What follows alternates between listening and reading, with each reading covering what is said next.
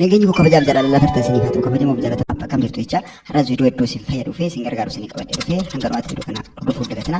Viidiyoo har'aa keessatti waa'ee pilaatfoormii wajjin ilaalla. Pilaatfoormii keessumaa tiiktookii fi yuutuubii wajjin ilaallaa jechuudha.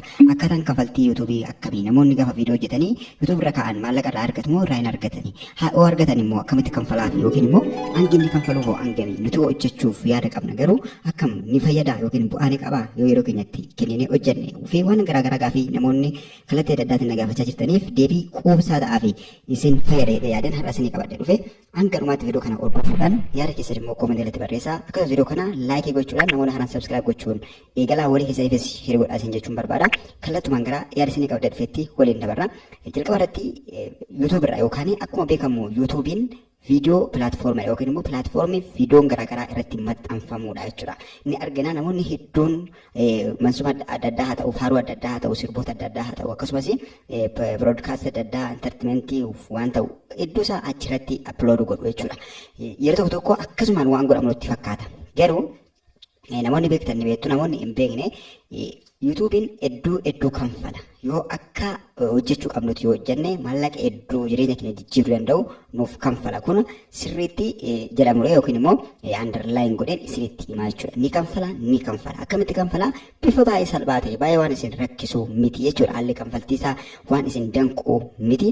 Isa dhumarratti itti deebina jechuudha. Akkamitti akka inni kanfalu tokkoonsaa diiteelii wajjin ilaalla. Garuu addumaanii akkamitti kanfalaa? Maal yoo goone kanfalaa?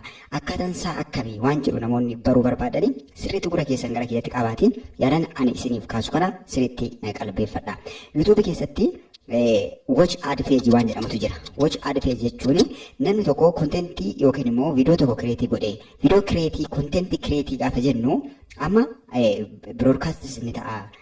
Diraamas ni ta'a, faaruu garaagaraas ni ta'a, akkasumas wantoota adda addaan ta'a jechuudha. Sirboota adda addaas ni ta'a.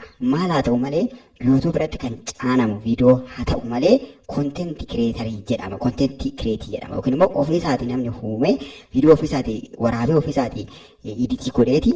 Kana jechuun kan bakka ta'ee fuudhamee yookiin achitti oobame yookiin achirraa buufamee achitti deemame otoo hin taane ofii keenya kireetii goonee achitti gaafa maxxansinu watch ad page waan jedhamutu jira. Watch ad page jechuun beeksisa adda addaa yeroo viidiyoo ilaallu yookiin immoo yeroo viidiyoo daawwannu viidiyoo sanarratti beeksisa gabaabatu jira jechuudha. Beeksisa hanga sekondii 5 ta'uu danda'a, sekondii 3 ta'uu danda'a yookiin immoo barreeffamaan jiraachuu danda'a jechuudha.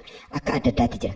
Keessumaa asitti beekne Itoophiyaa keessatti VPN bannee yeroo ilaallu wanti akka sanaa darbee irra dhufa jechuudha. Darbee irra dhufa skip goone kan irra dabarru jira jechuudha. Kuni namoota YouTube chaanaaliin isaanii moonii ta'e yookiin immoo moonataayisii ta'e yookiin kanfaltii eegaleef irratti mul'ata jechuudha. Viidiyoon beeksisti akka sana.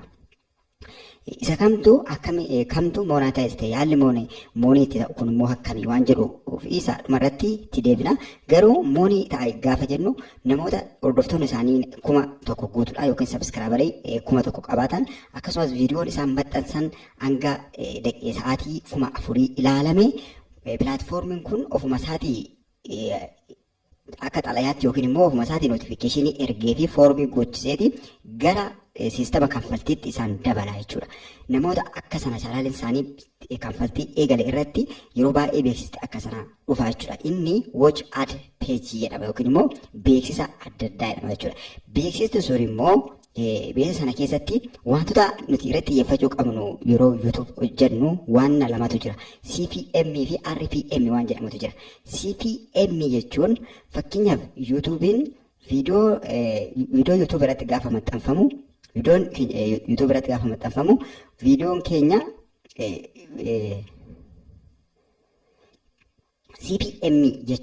CPM jechuun waliigaltee dhaabbanni beeksisa isaa beeksifachuu barbaadu YouTube faana taasisu jechuudha. Fakkeenyaaf nuti viidiyoo hojjennee faaruu haa ta'u waan barbaade haa ta'u hojjennee YouTube irra gaafa keenyu viidiyoo sana YouTube irratti maxxansina. YouTubein immoo dhaabbata beeksisa qabu. Fakkeenyaaf dhaabbata teeknoo kaampaanii yoo ta'e teeknoo kaampaaniin beeksisa yookiin waa'ee dhaabbata isaatii waan muraasa sekondii 5 waan hin caalle yookiin immoo bifa barreeffamaatiin, bifa suuratiin, bifa liinkiitiin illee ta'uu danda'a. Gara yuutuubii keenya gara viidiyoo keenyatti fida jechuudha. Viidiyoo keenya keessa galcha. Viidiyoo keenya keessa akka galuuf yuutuubii faana walii gala. Yuutuubii faana akkamitti walii gala? Yoo ati namoota tokko biraan naaf geesse yookiin beesa koo kana yookiin immoo teeknoo kaampaanii kan jedhu kana yoo naa geesse ani immoo $10 sii kanfalaa yoo 1,000 yookiin immoo namni 1,000 yoo laale $10 sii kanfalaa jedhee waliigaltee akka sanaa taasisaa jechuudha. Inni CPM jedhama dhaabbata biroos yoo ta'e jechuudha. Kanaan booda YouTube'n as deebi'ee immoo maallaqa achi waliigaltee achi qabu sana tokkoon content creatorota warra ta'an warra viidiyoo maxxansaniif warra viidiyoo waraabanii maxxansaniif yookiin immoo viidiyoo chaanaalii baratan chaanaalii isaaniitti viidiyoo maxxansan warra seera kanfaltii guutaniif qooda jechuudha. Ni ergaaf akka chaanaalii isaanii faana wal fakkaatutti akka gosa chaanaalii isaanii faana wal fakkaatutti ergaaf. Inni immoo RPM jedhama.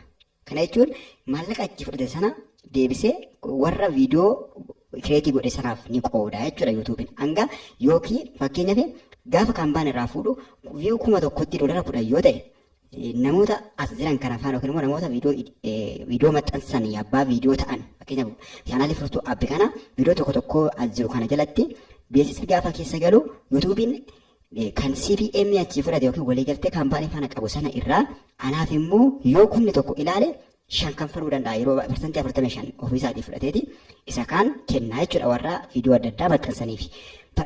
Isa $10 fudhate sana $5 fi hukumattiin siif kenna jedhee yaada jechuudha.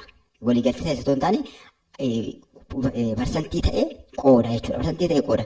Gaaf kana viidiyoo kiyya gaafa dho'atamu keessumaa namoonni biyya alaa jiranii fi akkasumas namoonni VPN fayyadamanii viidiyoo kana dhaggeeffatanii keessa gaafa gaggalaa deemu baay'ina view asii ilaalameetiin kaalkuleetii ta'eeti kan naaf kennamu jechuudha. Yoo namni 1,000 ilaale akkuma jedhe sana $5 yoo namni immoo 100 ilaale immoo $5 sanaatiin baay'ateeti jechuudha kan inni kanfalamu jechuudha. Innis wantoota garaagaraatiin garaagarummaa qabaachuu danda'a jechuudha.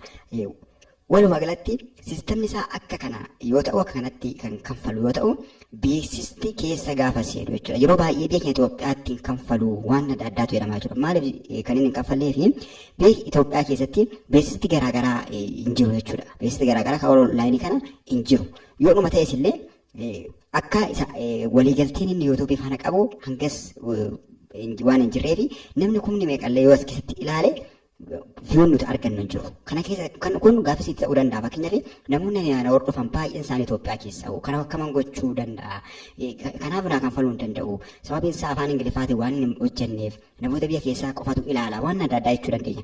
Kuni fakkeenyaaf namni 1,000 Itoophiyaa keessaa ni ilaala taananii persentii ta'ee namoota alaa biraas ni ga'a jechuudha. Yeroo baay'ee viidiyoon namoonni biyya kana keessa jiran persentii caaluun gaafa ilaalan carraan viidiyoon sun vaariyaalii bahu hedduu ol kaadha jechuudha. Viidiyoon tokko immoo vaariyaalii bahe taanaan namoonni biyyoota garaagaraa hedduu yoo ilaalu jechuudha. Namoonni kilikii godhanii seenan lakkoofsa illee hin qaban jechuudha.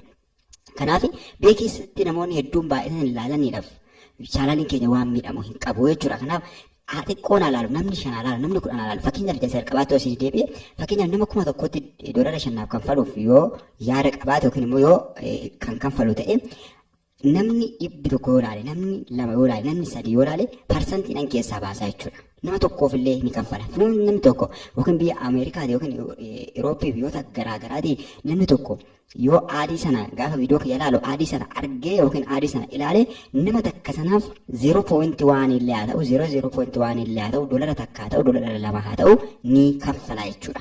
Kanaaf akka kanatti kan nuti itti ilaaluu qabnu jechuudha. Kanaaf YouTube'n yeroo baay'ee keessumaa namoonni addatti seeran viidiyoo hojjetanii yeroo isaanii itti kennanii YouTube hojjetanii maallaqa hedduu argatu jechuudha. Maallaqa hedduu argatu. Inni jalqabaa viidiyoon isaanii vaayiraalii gaafa bahu namoota hedduu bira gahuu carraa argata. Yoo xiqqoo ta'es fakkeenyaaf YouTube'n kun vaayiraalii kan bahe miti namoota muraasatu ilaala. Ana garuu hedduu kan natti tolu namoota 100 hin guunnetu ilaala. Namoota 100 hin guunnetu ilaala. Yoo guddate ji'atti yookiin guyyaa 30 gidduutti baay'ee guddate nama 20,000tu ilaala. Namni 20,000 sana keessa persentii olaanaan namoota biyya garaagaraati. Namoota biyyoota garaagaraa warra jiran jechuudha. Biyyoota Itoophiyaan alaa warra jiranidha. Namoonni Itoophiyaa akka yoo baay'ee ilaalaa jiranii namoota biyya alaa jirantu ilaala. Sanumaan yoo xiqqaate hanga ji'atti hanga $70 hanga $80 kan inni kanfalu jechuudha. Kanaaf kan nuti irratti xiyyeeffachuu qabnu RPM keenya fi RPM keenya ta'utu irra jiraata jechuudha. RPM jechuun kan YouTube'n nuuf qoodu sana jechuudha. Inni immoo dhaabbataa miti. Viidiyootti garaagarummaa qaba. Akkasumas kontentii nuti hojjennu irratti hundaa'ee garaagarummaa qaba. Isaa mee wantoota RPM keenya irratti dhiibbaa uuman waliin haa ilaallu. RPM keenya irratti wantoota dhiibbaa uuman waan muraasa wajjin ilaalla jechuudha. RPM keenya irratti wantoota dhiibbaa uuman keessaa jalqaba lookeeshiniidha yookiin bakka. Lookeeshinii jechuun bakka nuti teenyee viidiyoo maxxansinu osoo hin taane namoonni viidiyoo keenya daawwatan, namoonni viidiyoo keenya hordofan, namoonni viidiyoo keenya ilaalaa jiran biyya kam ta'anii akka isaan ilaalanidha. Biyya isaan ta'anii ilaalan irratti dhaabbateetis RPM keenya kan dabalu jechuudha. Keessumaa biyyoota kan akka Ameerikaa, Awurooppii fi biyyoota Itoophiyaan alaa, biyyoota Afrikaan alaa warreen ta'anitti yoo ni ilaalama ta'e RPM keenya iddoo ol ka'aa ta'a jechuudha. Baay'ee ol ka'aa ta'a.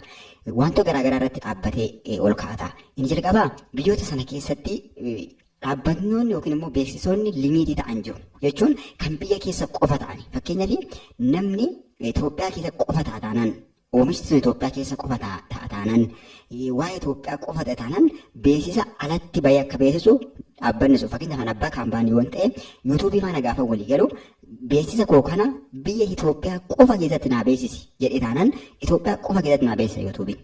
Yuutuubiin immoo as deebi'ee kontentii kiriyeetaroota Itoophiyaa keessa jiran qofaaf kan inni qoodu Itoophiyaa keessatti daawwattoota Itoophiyaa keessaa qaban. Maaliif fayyadamuu barbaada waan ta'eef yuutuubiinis jechuudha.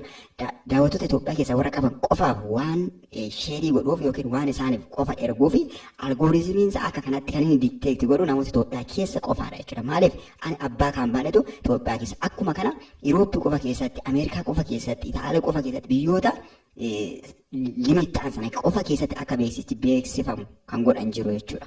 Kanaaf yoo namoonni biyyoota garaagaraa muraasaa ta'anii namoota biyyoota garaagaraa biyyoota Irooppii irra jiran yookiin Ameerikaa irra jiran daawwata taanaan yookiin hordofa taananii RPM keenya olaanaa ta'a jechuudha. Viiwuun keenya xiqqaa RPM keenya immoo olaanaa. Otoo Itoophiyaa keessa taa'ee 1,100 qabaatee otoo inni $50 inni argatu ati immoo viiwuu 500 qofaan yookiin viiwuu 200 qofaan hanga $200 $300 hojjechuu dandeenya jechuudha. Maal dhaabateeti lookeeshinii irra dhaabateeti jechuudha. Dabalataan beeksisa hedduutu gadhiifama jechuudha biyyoota isaan sanatti. Beeksisa hedduu ni heddummata baay'een beeksisaallee ni heddummata carraan beeksisaa bal'aadha jechuudha. Asitti garuu yoommoo biyya akka Itoophiyaa kana ta'e carraan beeksisaa arguu namootaayyuu baay'ee dhiphaadha jechuudha. Inni lammaffaan dheerina viidiyoo keenyati. Viidiyoon keenya dheeraa yoo ta'e fakkeenyaaf viidiyoo daqiiqaa 9 ol yoo ta'e hedduu gaariidha jechuudha. Beeksisa hedduu fi maallaqa sirrii hedduu jenereetiidha gochuudhaaf jechuudha. Yoo gabaabaa ta'e garuu beeksisa tokko qofa fudhachuu danda'a. Yoo guddate tokko yookiin lama jalqabaa fi dhumarra ta'uu danda'a. Yoo viidiyoon keenya immoo guddaa dheeraa daqiiqaa baay'ee ta'ate gidduu gidduutti beeksisni 2, 3, 4 gidduu yoo gale hanguma kana hangi nuti maallaqa argannu dabalaa deema jechuudha. Inni biraa yeroo viidiyoo keenyatti maxxansinu kana gaafan jedhu sa'aatii jechaan jiru. Sa'aatii 10, sa'aatii 5, sa'aatii 4 jechaa osoo hin taane waqtii yookiin yeroo isaa jechuudha. Fakkeenyaaf yeroo naannoo Diseembarii naannoo barri haaraan dhufu barri jijjiiramu akka biyya alaatti fakkeenyaaf naannoo ayyaana dura yoo ta'e ayyaana isa biyya keenyaa osoo hin taane ayyaana kan isaanii irratti jechuudha. Kan isaanii irratti jechuudha. Yoo ayyaanota biyyoota alaa irratti jechuudha. Yeroo sana carraan namoonni waan adda addaa bituu, maateriyaalii adda addaa bituu isaanii bal'aa waan ta'eef yeroo sana dhaabbatni adda addaa kaampaanoonni adda addaa beeksisa ni baay'isu, ni heddummeessu jechuudha. Akkuma biyya keenyatti fakkeenyaaf yeroo ayyaana jala ga'e beeksisni adda addaa karaa biroodkaastii, karaa feesbuukii, karaa chaanaloota garaagaraatiin akkasumas karaa miidiyaa adda addaatiin yeroo adda addaatti maxxanfama jechuudha. Bakka geessanii wal qabatee yeroon itti maxxanfamu jira. Maaliif sa'aatii ayyaana jala namoonni waa bituudhaaf waan baay'ee sosocho'u waan ta'eef yeroo sana yeroo itti namoonni waa bitan yeroo namoonni itti waa bitanitti hangi beeksisaa hedduu ta'a jechuudha. Kanaaf naannoo Diseembarii ayyaana dura jechuudha. Fakkeenyaaf ayyaana yeroo darbee kana dura isaa beeksisni heddumminaan jira jechuudha. Kanaaf sa'aatii viidiyoon keessatti maxxanfamuu fi umuriin viidiyoo keenyaallee hedduu murteessaadha jechuudha. Viidiyoo hariitiidhaan maxxanfamee amma haaraa ho'aa ta'ee fi namni hedduu sirriitti ilaalaa jiruu fi viidiyoo duraan maxxanfamee turee keessa algooriizimii faana wal baree ture faana garaagarummaa qaba jechuudha beeksisoonni maxxanfaman jechuudha. Kanaaf yeroo viidiyoon keenya itti ilaalamullee hedduu murteessaadha jechuudha. Viidiyoon keenya kan ayyaana dura yeroo hundumaa ayyaana dura too ayyaanatti hin seenin dura irra deddeebi'aan sirriitti ilaalamu yoo ta'ate sana keessa beeksisni hedduu ni gala. RPM keenya immoo dabalaa deema jechuudha. Inni arfaffaan niichidha. Niichi jechuun gosa viidiyoo keenya. Gosti viidiyoo keenyaa maal yoo ta'e kana namoonni yuutuubii haaraa banachuu jirtan yookiin immoo yuutuubii banattanii hojjetaa jirtan illee sirriitti diiteelii yaaduu danda'uu qabdu jechuudha. Niichiin murteessaadha.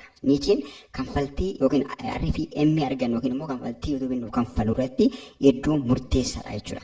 Keessumaa niichii biizinasii fi teekinooloojii wajjin wal qabatu irratti baay'ee kanfaltii guddaa qaba jechuudha. Kanfaltii hedduu guddaa qaba. Maaliif yoo jettanii viidiyoo biizinasii wal qabatu, viidiyoo teekinooloojii wal qabatu hojjenna taananii namoota biizinasiiti kan waan kana hordofu, namoota waa bituu danda'an, namoota kaappaaziitii waa bituu qaban, namoota dandeettii waa bituu qaban, namoota ofii isaaniitti biizinas awunarii ta'an, biizinasii ofii isaanii qabanii isaantu viidiyoo kana ilaala waan ta'eef isaan irra dhaabateeti yuutuubiin kan RPM keenyas nuuf dabalu.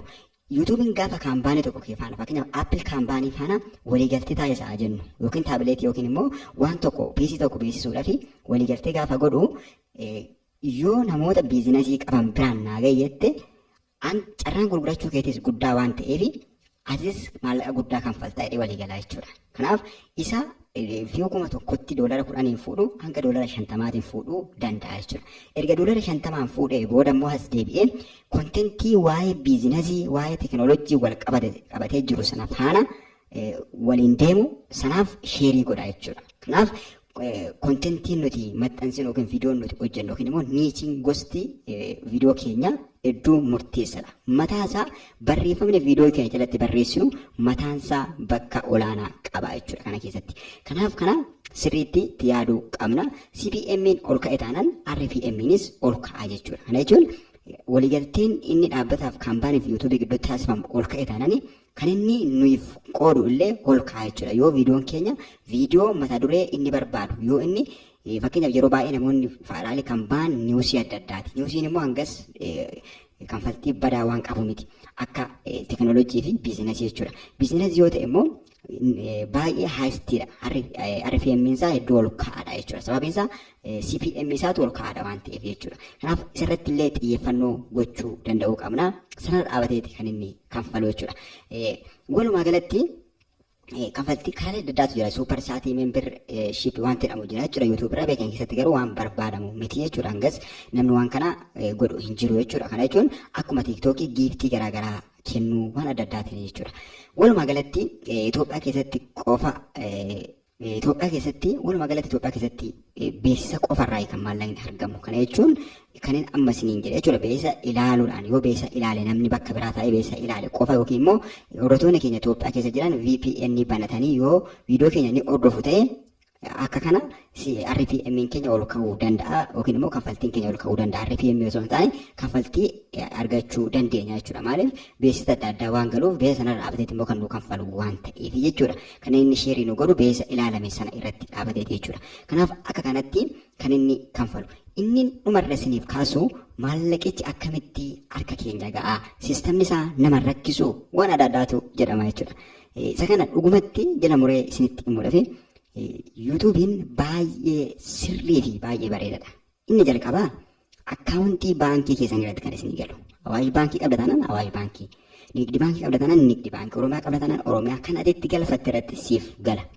Atumti carraa yookiin immoo pilaatfoormicha acceptisi godhee hanga maallaqa si kanfaluu eegalu malee kan ittiin maallaqa argattu baay'ee salphaadha. Baay'ee waan si rakkisu miti jechuudha. Namoota biroo fayyadamtee akkaawuntii namoota biroo fayyadamtee paaspoortii namoota biroo fayyadamtee akkaawuntii ofii keetii irratti akka hojjechuu dandeessa. Waan baay'eetu jira jechuudha. Inni kun baay'ee konfiisin hin godhu. Inni jalqabaa garuu niichii filadhaa, yuutuubii kireetii godhadhaa, moonii taasifadhaa. Moonii taasisuunis baay'ee waan si rakkisu miti. Namni 1,000 sabiskiraabisni godhuun baay'ee salphaadha. Baay'ee salphaa. Kan hedduu xiqqoo nama rakkisu namoonni viidiyoon keenya sa'aatii 4,000 ilaalamuudha. Inni illee salphaadha irratti hojjennuu ta'a. Inni furmaan isaa irreeddee viidiyoo adda addaa dabnee viidiyoo barbaachisaa ta'e dabnee maxxanfachuu. Dabnee yoo maxxansaa deemne salphaatti namni hedduu ilaalaa gaafa deemu sa'aatiin nu guutaa taanaan salphaatti monetaayisii nuuf ta'ee maallaqa nuuf hojjechuu danda'a. Mala kanatti fayyadama. Baay'ee kan isin rakkisuu miti. Yaada fi gaaffii qabdan immoo koomentii irratti barreessaa. Waan biraa fi akkasumas deeggarsa biraa barbaadu taanaan ni qunnama. Nagaan naaf tura. Yeroo biraa viidiyoo biraatiin wal agarra. Yeroo gaarii.